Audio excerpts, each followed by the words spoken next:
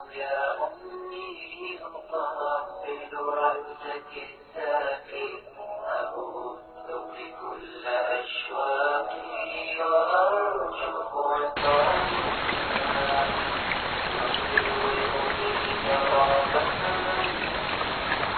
آج ہالیڈے ہے مگر پھر بھی ببلو صبح سے بور ہو رہا ہے۔ باہر کھیلنے نہیں جا سکا اسی لیے۔ زوروں سے بارش جو ہو رہی ہے صبح سے، اب تو عصر کی نماز کا وقت ہو گیا۔ اللہ اکبر اللہ اکبر اللہ اکبر۔ امی یہاں کچن میں کام کر رہی ہیں اور ابو ابھی مسجد جانے کے لیے تیار ہو رہے ہیں۔ ابو امی سے کہتے ہیں، سنیے، میں مسجد جا رہا ہوں۔ عصر کے بعد مسجد میں ایک لیکچر بھی ہے، وہ اٹینڈ کر کے مغرب پڑھ کر آؤں گا۔ ابو اتنی بارش ہو رہی ہے، آپ کیسے جائیں گے؟ ارے تو کیا ہوا ببلو، میں کار میں چلا جاتا ہوں۔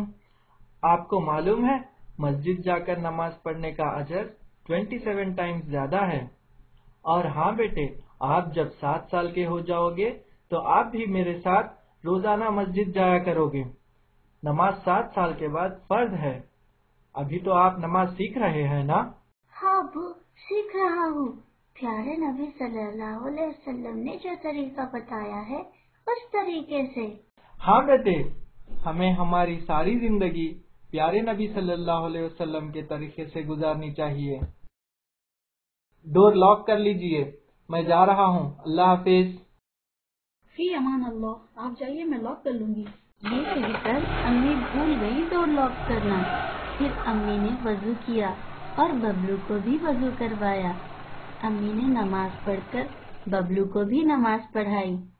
اتنے میں بارش رک گئی اور ببلو امی سے باہر جانے کی پرمیشن لینے لگا۔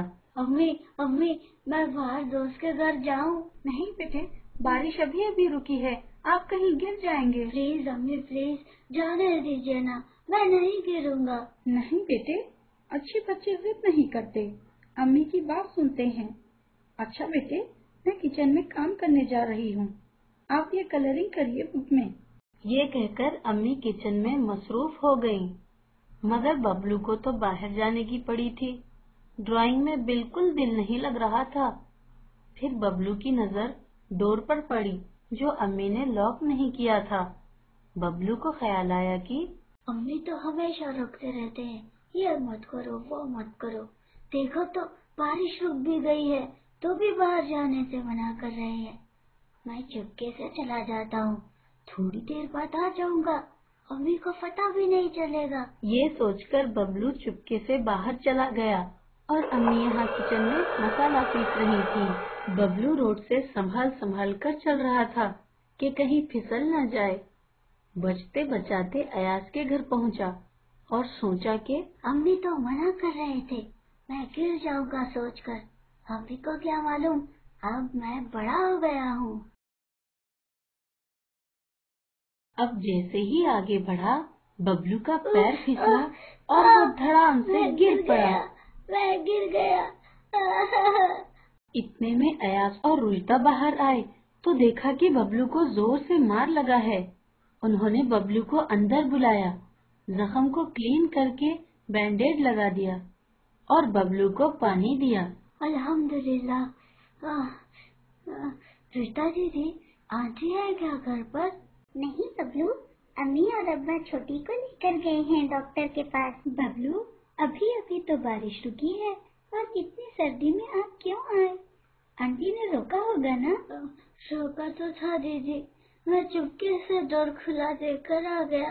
نہیں ببلو، ماں باپ کی بات ماننی چاہیے، وہ ہماری بھلائی کے لیے ہی روکتے ٹوکتے ہیں، ہم چھوٹے ہیں اسی لیے سمجھ نہیں پاتے۔ اب دیکھو تو کیسی چوٹ لگی ہے آپ کو، اور دیکھو رائٹ ہینڈ کے فنگرز کو مار لگا ہے، کچھ دنوں تک اسکول میں لکھ بھی نہیں پاؤ گے۔ یہ سن کر ببلو بہت افسوس کرنے لگا، کاش امی کی بات مان لی ہوتی۔ ببلو کلاس کا کلیور اسٹوڈنٹ تھا، اسے بالکل اچھا نہیں لگ رہا تھا کہ وہ اب کچھ دن تک نہیں لکھ پائے گا۔ اللہ اور رسول صلی اللہ علیہ وسلم کے بعد ماں باپ ہی ہیں، ماں باپ کی بات نہ ماننے پر اللہ ناراض، ماں باپ ناراض اور ہمارا ہی نقصان۔ ایاز یہ سب غور سے سن رہا تھا۔ رشدہ دیدی اسے کئی بار قرآن کی باتیں اور حدیث سناتی رہتی جو وہ پڑھتی۔ ایاز نے ماں باپ کے بارے میں حدیث جاننی چاہی اور رشدہ سے پوچھا، رشدہ دیدی، آپ کو کوئی اسٹوری معلوم ہو تو بتائیے نا ماں باپ کے بارے میں۔ ہاں، میں نے کل ہی پڑھا تھا، بتاتی ہوں۔ یہ اسٹوری ہے شیخ عبد القادر جیلانی رحمت اللہ علیہ کی۔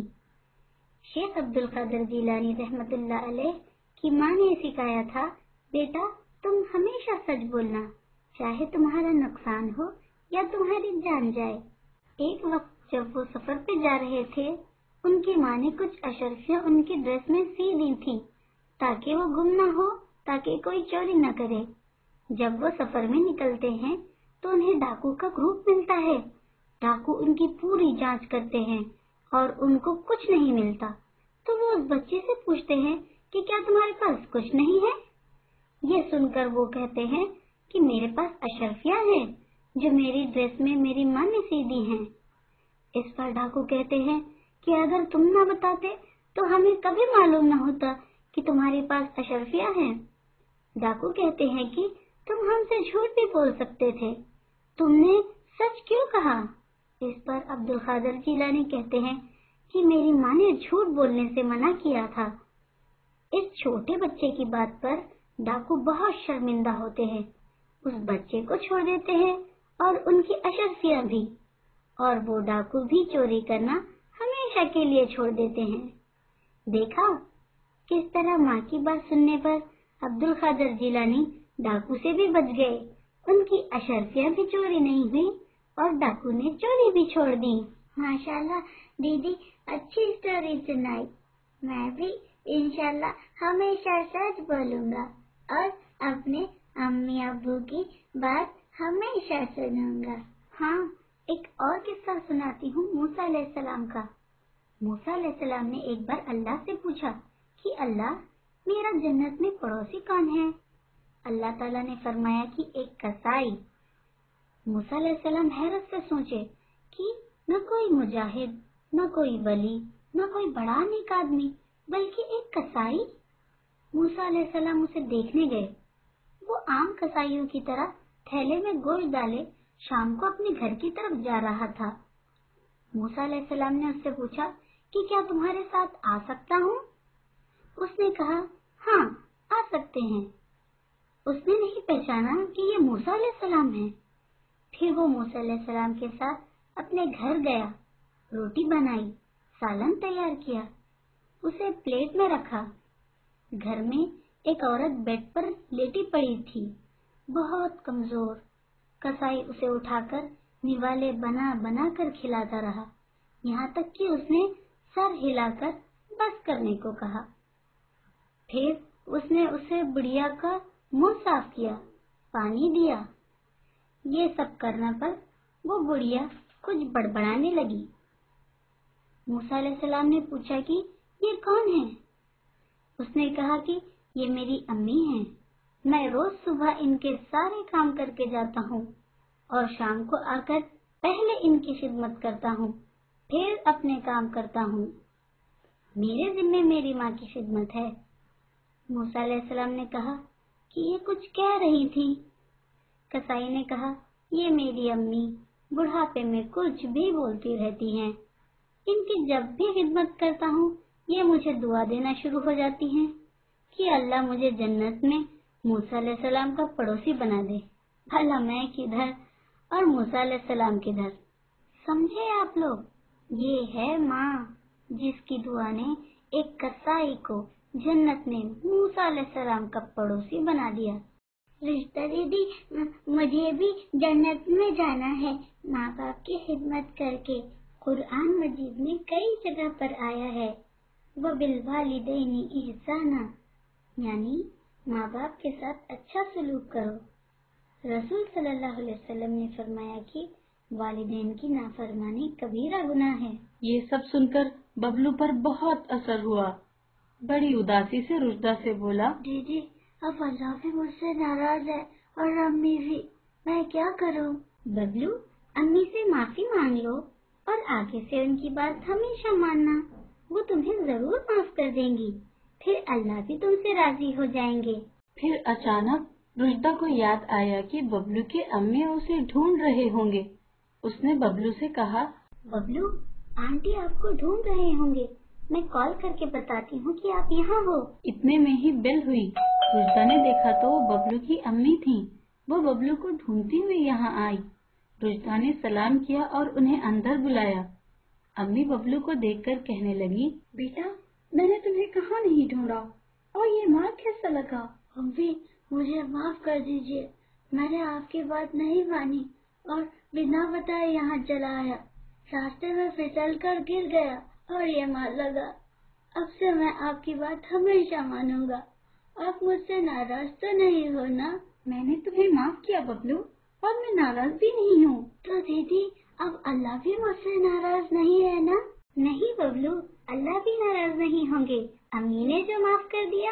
آنٹی، میں آپ کو بتانا بھول گئی کہ ببلو یہاں آئے ہیں، میں انہیں اسٹوری سنانے میں آپ کو کال کرنا بھول گئی۔ کوئی بات نہیں بیٹے، آپ نے بہت اچھی باتیں بتائی ہیں ببلو کو، جزاک اللہ۔ ببلو بہت خوش تھا کہ امی نے اسے اتنی جلدی معاف کر دیا۔ اس نے دل میں ارادہ کیا کہ وہ ہمیشہ والدین کی بات مانے گا اور اللہ تعالیٰ کو ہمیشہ راضی رکھے گا۔ ابھی میں آپ کو ایک پوئم سناتا ہوں جس سے آپ بہت خوش ہو جائیں گی۔ اوہ ضرور بیٹا۔ 1 2 اسٹارٹ۔ پیاری ماں مجھ کو